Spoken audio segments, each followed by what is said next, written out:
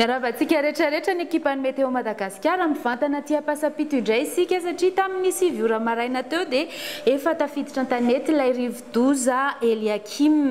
teo amin'ny Cap Masoala teo izy aloha nitotona voalohany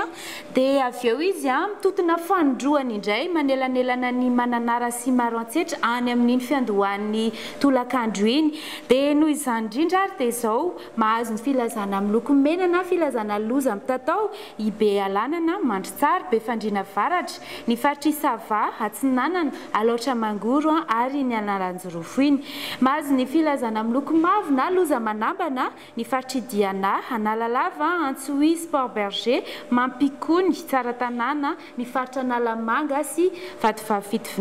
filazana miloko maitso na filazana fanairana kosa ny ho an'ny Boeny Tandreo Maeva Tanàna Itasy Bongolava Vakinankaratra Moronimany ary Haute-Matsiatra ny Tsaramarihana dia izao forte tempête tropicale izy no